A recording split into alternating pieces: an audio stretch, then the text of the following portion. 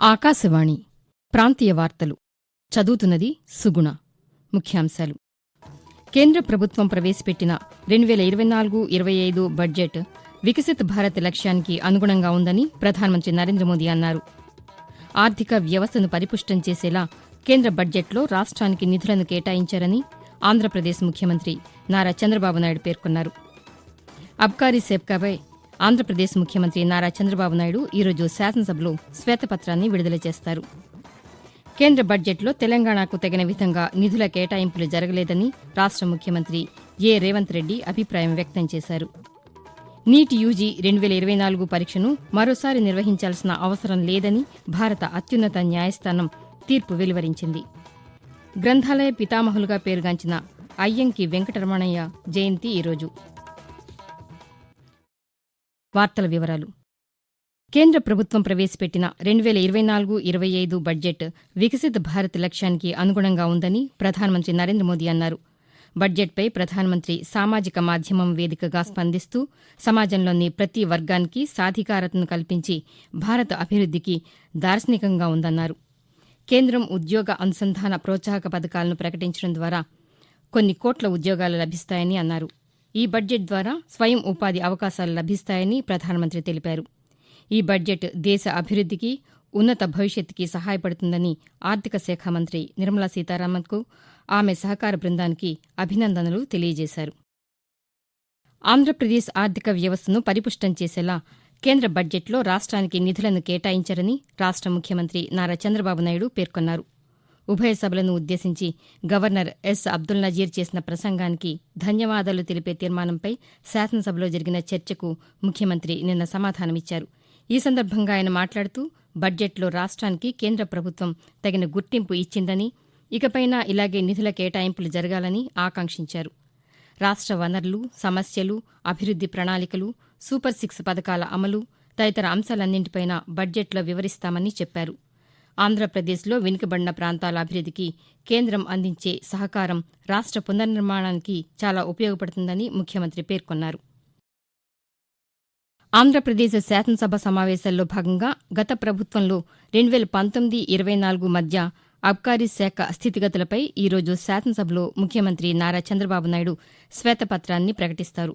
మరోవైపు ఆంధ్రప్రదేశ్ ప్రభుత్వం రేపు శాసనసభలో ఓటాన్ అకౌంట్ బడ్జెట్ను ప్రవేశపెడుతుంది.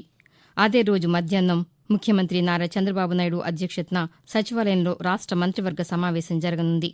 బడ్జెట్ నేపథ్యంలో తమ ప్రతిపాదనలు ఈరోజు సాయంత్రంలోగా పంపాలని ప్రభుత్వ ప్రధాన కార్యదర్శి నీరబ్ కుమార్ ప్రసాద్ అన్ని శాఖల కార్యదర్శులను ఆదేశించారు. కేంద్రం ప్రవేశపెట్టిన బడ్జెట్లో తెలంగాణను నిర్లక్ష్యం చేశారని రాష్ట ముఖ్యమంత్రి ఏ రేవంత్ రెడ్డి అభిప్రాయం వ్యక్తం చేశారు. విభజన చట్టం ప్రకారం తెలంగాణకు నిధులు ఇవ్వాల్సిన బాధ్యతను కేంద్రం విస్మరించిందని అన్నారు. నిధుల కేటాయింపు కోసం తాను 3 సార్లు ప్రధానమంత్రిని కలిశానని, రాష్ట మంత్రులు కూడా పలుసార్లు కేంద్ర మంత్రులను కలిశారని, అయినా బడ్జెట్లో ఎటువంటి కేటాయింపులు జరగలేదని ఆరోపించారు.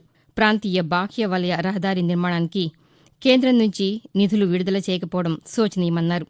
తెలంగాణ పట్ల కేంద్ర వైఖరిని నిరసిస్తూ శాసనసభలో తీర్మానం చేస్తామని, పార్లమెంట్లో కూడా కాంగ్రెస్ పార్లమెంటు సభ్యులు కేంద్రంపై నిధుల కోసం ఒత్తిడి తెస్తారని ముఖ్యమంత్రి తెలిపారు. ఆంధ్రప్రదేశ్ అభివృద్దికి కేంద్ర ప్రభుత్వం కట్టుబడి ఉందని భారతీయ జనతా పార్టీ రాష్ట అధ్యక్షురాలు పురంధేశ్వరి పేర్కొన్నారు. నిన్న ఢిల్లీలో ఏర్పాటు చేసిన పాతికేయుల సమావేశంలో ఆమె మాట్లాడుతూ ఆంధ్రప్రదేశ్లో వెనుకబడిన జిల్లాలకు కేంద్రం సాయం అందిస్తోందన్నారు. రాయలసీమలోని 4, ఉత్తరాంధ్రలోని 3 జిల్లాలతో పాటు ప్రకాశం జిల్లాను వెనుకబడిన జిల్లాలుగా గుర్తించి మొత్తం రాష్ట్రంలోని 8 జిల్లాలకు సహకారం అందిస్తున్నారని తెలుపుతూ, నాడు నేడు రేపు కూడా కేంద్ర ప్రభుత్వం ఎప్పుడూ ఆంధ్ర రాష్ట్ర అభివృద్ధికి కట్టుబడి ఉన్నది, అన్ని విధాల సహకారం అందించడానికి ముందుకు వస్తున్నది అని చెప్పి మేము ఆంధ్ర రాష్ట్ర ప్రజలకి తెలియజేస్తూ, రైల్వేస్ అభివృద్ధికి కూడా అన్ని విధాలా మేము మా సహకారాన్ని అందిస్తున్నామని చెప్తూ, రాజమండ్రి రైల్వే స్టేషన్ అభివృద్ధికి 270 కోట్లు, అంటే టు బి ఎగ్జాక్ట్ 269 కోట్ల రూపాయలు వారికి కేటాయించడం జరిగింది. వారికి సైతం నేను నా హృదయపూర్వక ధన్యవాదాలు తెలియజేస్తాను. ఆకాశవాణి ప్రాంతీయ వార్తలు వింటున్నారు.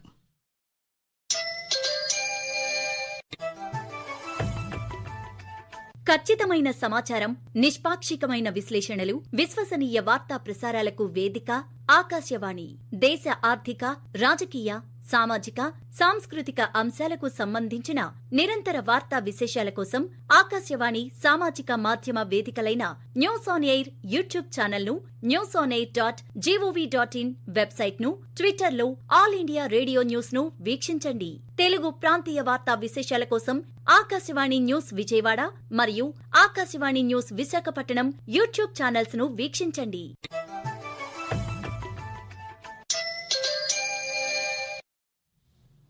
నీట్ యూజీ 2024 పరీక్షను మరోసారి నిర్వహించాల్సిన అవసరం లేదని భారత అత్యున్నత న్యాయస్థానం స్పష్టం చేసింది. నీట్ పరీక్ష రద్దు చేసి మళ్లీ నిర్వహించాలన్న పిటిషన్లపై ప్రధాన న్యాయమూర్తి justice Chandrachud, JB Pardiwala, justice Manoj మిశ్రాలతో కూడిన ధర్మాసనం నిన్న తీర్పును వెలువరించింది. నీట్ పేపర్ లీకేజీ వాస్తవమేనని, అయితే పరీక్ష విశ్వసనీయతను దెబ్బతీసే విధంగా వ్యవస్థాపరంగా తప్పులు జరిగాయని చెప్పలేమని అన్నారు. నీట్ పరీక్షను మళ్లీ నిర్వహిస్తే 23 లక్షల మంది విద్యార్థులు నష్టపోతారని, వారి భవిష్యత్తుపై ప్రభావం ఉంటుందని సుప్రీంకోర్టు అభిప్రాయపడింది. మరోవైపు నీట్ పరీక్షపై సుప్రీంకోర్టు తీర్పును కేంద్ర విద్యాశాఖ మంత్రి ధర్మేంద్ర ప్రధాన్ స్వాగతించారు. పారదర్శకమైన పరీక్షా విధానానికి కేంద్ర ప్రభుత్వం కట్టుబడి ఉందన్నారు. నీట్ పరీక్షలో అవకతవకలకు పాల్పడిన వారిపై కఠిన చర్యలు తీసుకుంటామని పునరుద్ఘాటించారు. ఎన్నికలకు ముందు ఇచ్చిన ప్రతి హామీని నెరవేరుస్తామని తెలంగాణ ఐటీ శాఖ మంత్రి డి. శ్రీధర్ బాబు తెలిపారు. హైదరాబాద్లోని శాసనసభ ఆవరణలో మంత్రి నిన్న పాతికేయులతో మాట్లాడుతూ ఈ నెల 31వ తేదీలోగా శాసనసభలో ద్రవ్య వినిమయ బిల్లును ప్రవేశపెట్టాలని, లేని పక్షంలో జీతాలు కూడా ఇవ్వలేని పరిస్థితి ఏర్పడుతుందని అన్నారు. తెలంగాణ అవసరాల దృష్ట్యా ఎక్కువ నిధులు కేటాయించాలని కేంద్ర ప్రభుత్వాన్ని కోరతామని చెప్పారు. ప్రతిపక్షాలు ఇచ్చిన ప్రతి అంశంపై, ప్రజా సమస్యలపై చర్చించేందుకు ప్రభుత్వం సిద్దంగా ఉందని మంత్రి పేర్కొన్నారు. గ్రంథాలయ పితామహులుగా పేరుగాంచిన అయ్యంకి వెంకటరమణయ్య జయంతి రోజు ఆంధ్రప్రదేశ్లోని తూర్పుగోదావరి జిల్లా రామచంద్రాపురం తాలూకా కొంకుదురు గ్రామంలో 1890 జూలై 24వ తేదీన ఆయన జన్మించారు. 1934-48 సంవత్సరాల మధ్య కోస్తాంధ్ర ప్రాంతంలో అనేక గ్రంథాలయాలు నెలకొల్పిన ఆయన విజయవాడలోని రామ్మోహన్ పుస్తక భాండాగారానికి కార్యదర్శిగా వ్యవహరించారు. ఆంధ్రప్రదేశ్లో గ్రంథాలయ ఉద్యమానికి వెంకటరమణయ్య చేసిన కృషికి గుర్తింపుగా కేంద్ర ప్రభుత్వం ఆయనను పద్మశ్రీ పురస్కారంతో సత్కరించింది. దేశంలో పూర్తిస్థాయిలో గ్రంథాలయాలను నెలకొల్పిన వ్యక్తిగా పేరు పొంది ప్రజా గ్రంథాలయమే ప్రజల విశ్వవిద్యాలయం అని చాటి చెప్పిన అయ్యంకి వెంకటరమణయ్య 1979 మార్చి 7వ తేదీన తుదిశ్వాస విడిచారు. ఆంధ్రప్రదేశ్ పునర్వ్యవస్థీకరణ చట్టంలోని హామీలను నెరవేరుస్తామని, కేంద్ర ఆర్థిక శాఖ మంత్రి చేసిన ప్రకటనలను స్వాగతిస్తున్నామని తెలంగాణ నీటిపారుదల శాఖ మంత్రి ఉత్తమ్ కుమార్ రెడ్డి అన్నారు. నిన్న హైదరాబాద్లో మంత్రి మాట్లాడుతూ ఆంధ్రప్రదేశ్లో పోలవరం నిర్మాణానికి కేంద్ర ప్రభుత్వం ముందుకు రావడాన్ని స్వాగతించారు. తెలంగాణలోని పాలమూరు, రంగారెడ్డి ఎత్తిపోతల పథకంపై కూడా కేంద్ర ప్రభుత్వం ఎటువంటి ప్రకటన చేయకపోవడంపై మంత్రి ఉత్తమ్ కుమార్ రెడ్డి అసంతృప్తి వ్యక్తం చేశారు. విభజన చట్టంలోని హామీలను కేంద్రం తప్పనిసరిగా అమలు చేయాలని ఆయన స్పష్టం చేశారు. కాజీపేట రైల్వే కోచ్ కర్మాగారం, బయ్యారం ఉక్కు కర్మాగారం, గిరిజన విశ్వవిద్యాలయానికి బడ్జెట్లో ఎలాంటి ప్రాధాన్యం దక్కలేదని విమర్శించారు. ప్రతిపక్ష నేత హోదా ఇచ్చేలా శాసనసభాపతిని ఆదేశించాలని కోరుతూ వైఎస్సార్ కాంగ్రెస్ పార్టీ అధ్యక్షులు వైఎస్ జగన్మోహన్ రెడ్డి ఆంధ్రప్రదేశ్ ఉన్నత న్యాయస్థానంలో పిటిషన్ దాఖలు చేశారు. ప్రతిపక్ష హోదా కోసం లేఖ రాసిన రాష్ట ప్రభుత్వం ఏ నిర్ణయం తెలపలేదని పిటిషన్లో పేర్కొన్నారు. ప్రాంతీయ వార్తలు ముగించే ముందు ముఖ్యాంశాలు మరొకసారి. కేంద్ర ప్రభుత్వం ప్రవేశపెట్టిన 2024-25 బడ్జెట్ వికసిత భారత్ లక్ష్యానికి అనుగుణంగా ఉందని ప్రధానమంత్రి నరేంద్ర మోదీ అన్నారు. ఆర్థిక వ్యవస్థను పరిపుష్టం చేసేలా కేంద్ర బడ్జెట్లో రాష్ట్రానికి నిధులను కేటాయించారని ఆంధ్రప్రదేశ్ ముఖ్యమంత్రి నారా చంద్రబాబు నాయుడు పేర్కొన్నారు. అబ్కారీ శాఖపై ఆంధ్రప్రదేశ్ ముఖ్యమంత్రి నారా చంద్రబాబు నాయుడు ఈరోజు శాసనసభలో శ్వేతపత్రాన్ని విడుదల చేస్తారు.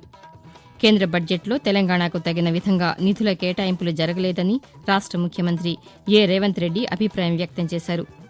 నీట్ యూజీ 2024 పరీక్షను మరోసారి నిర్వహించాల్సిన అవసరం లేదని భారత అత్యున్నత న్యాయస్థానం తీర్పు వెలువరించింది.